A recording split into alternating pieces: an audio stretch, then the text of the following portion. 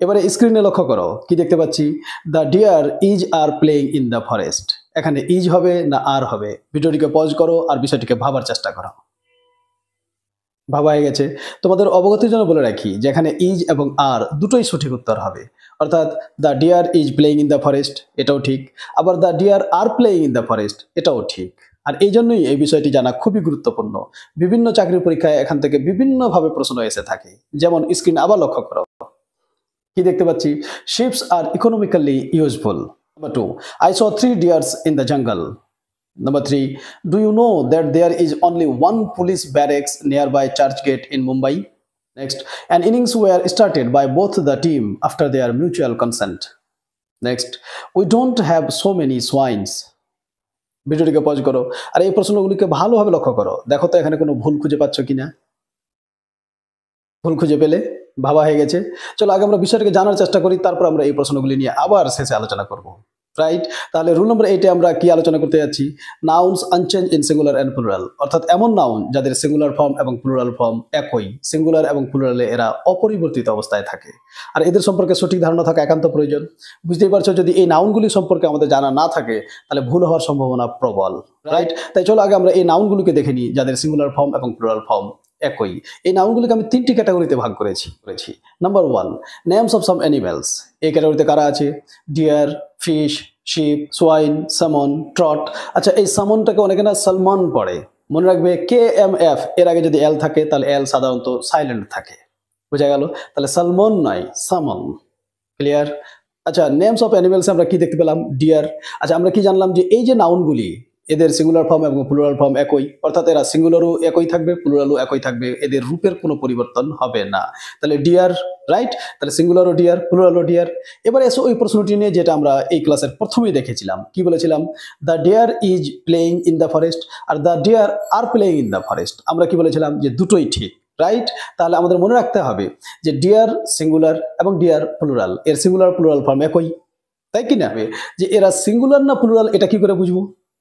Right, ধরো deer, তাহলে এখানে ডিয়ার একটি হরিণের কথা বলা হচ্ছে না অনেকগুলি হরিণের কথা বলা হচ্ছে, তাহলে এখানে বোঝার তেমন কোনো উপায় নেই। আমাদের লক্ষ্য রাখতে হবে তারপরের ভার্বটি কি আছে। যদি ডিয়ার শব্দের পরে সিঙ্গুলার ভার্ব থাকে তাহলে বুঝে নিতে হবে একটি হরিণের কথা বলা হচ্ছে, আর যদি ডিয়ারের পরে প্লুরাল ভার্ব থাকে তাহলে বুঝে নিতে হবে যে অনেকগুলি হরিণের কথা বলা হচ্ছে। বোঝা গেল? তাহলে the deer is playing in the forest, এখানে একটি হরিণের কথা বলা হচ্ছে। আর যখন আমরা বলছি the deer are playing in the forest, তাহলে এখানে বুঝে নিতে হবে যে এখানে অনেকগুলি হরিণের কথা বলা হচ্ছে, যে অনেকগুলি হরিণ জঙ্গলের মধ্যে খেলা করছে। বোঝা গেল? তাহলে যেহেতু এই নাউনগুলির সিঙ্গুলার ফর্ম এবং প্লুরাল ফর্ম একই, তাই এদেরকে দেখে আমাদের চেনার কোনো উপায় নেই যে এরা সিঙ্গুলার না প্লুরাল। আমাদেরকে এর পরের ভার্ব দেখে বোঝার চেষ্টা করতে হবে যে এরা সিঙ্গুলার না প্লুরাল। পয়েন্ট ক্লিয়ার হলো? চলো এবার নেক্সট ক্যাটাগরিতে আসি। সেকেন্ড ক্যাটাগরি কি, নাউন্স এক্সপ্রেসিং নাম্বার, অর্থাৎ নিউমেরাল নাউন। যেমন dozen, score, pair, gross, 100, 1000, million, 100 weights ইত্যাদি ইত্যাদি।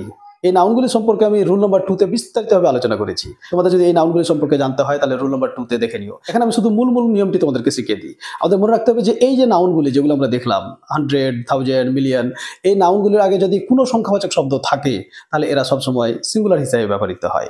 যেমন 1000 পিপল, আবার 2000 পিপল।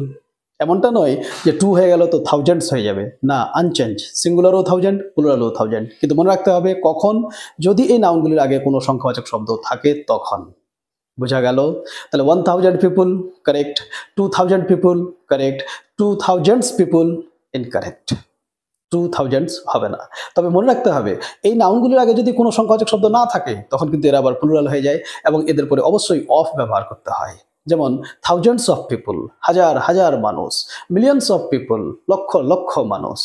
বোঝা গেল? Millions of, thousands of. কখন, যদি এদের আগে কোনো সংখ্যাবাচক শব্দ না থাকে। আর যদি এদের আগে কোনো সংখ্যাবাচক শব্দ থাকে তাহলে they are always in singular form. Point clear?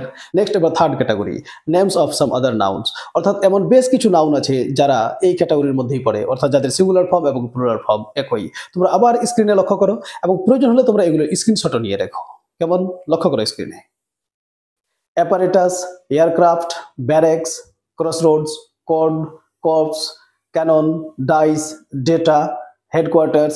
আচ্ছা, ডেটা সম্পর্কে তোমাদের বলি, এটি কিন্তু বিদেশি নাউন। এর সিঙ্গুলার ফর্ম ছিল ডেটাম, কিন্তু বর্তমানে এই ডেটা সিঙ্গুলার প্লুরাল উভয়ভাবেই ব্যবহৃত হচ্ছে। রাইট? যদি কোথাও ডেটাম দেখতে পাও তাহলে ওটাকে ইউজ করবে, আর না হলে data is used both as singular and plural. Correct? Next, innings, means, offsprings, public, pice, series, species, stone, spacecraft, works. অনেকের ধারণা যে ওয়ার্কস হচ্ছে ওয়ার্ক এর প্লুরাল। মনে রাখবে, ওয়ার্ক আনকাউন্টেবল নাউন, আর আনকাউন্টেবল নাউনের প্লুরাল হয় না। ওয়ার্ক আলাদা শব্দ, আর ওয়ার্কস এটা আলাদা শব্দ। ওয়ার্কস মানে হচ্ছে সাহিত্য, অর্থাৎ সাহিত্যের কোনো বিষয়, গদ্য, পদ্য, কবিতা ইত্যাদি ইত্যাদি। আবার ওয়ার্কস শব্দটির আরেকটি মানে হচ্ছে ফ্যাক্টরি। তাহলে এই যে নাউনগুলি তোমরা দেখতে পেলে, তোমরা স্ক্রিনশট নিয়ে রাখো, এগুলিকে ঘুরিয়ে ফিরিয়ে 2-1 দেখবে, তাহলে খুব সহজেই তোমাদের এদের সম্পর্কে ধারণা ক্লিয়ার হয়ে যাবে। তাহলে এই নাউনগুলির সিঙ্গুলার ফর্ম এবং প্লুরাল ফর্ম একই, এদের সিঙ্গুলারে বা প্লুরালে রূপের কোনো পরিবর্তন হয় না। ক্লিয়ার?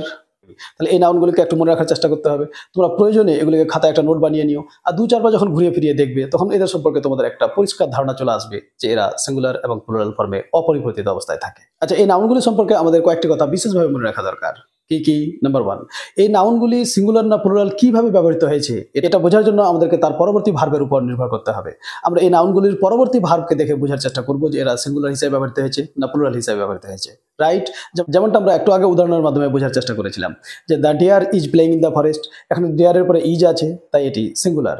আবার the deer are playing in the forest, এখানে ডিয়ারের পরে আর আছে তাই এটি প্লুরাল।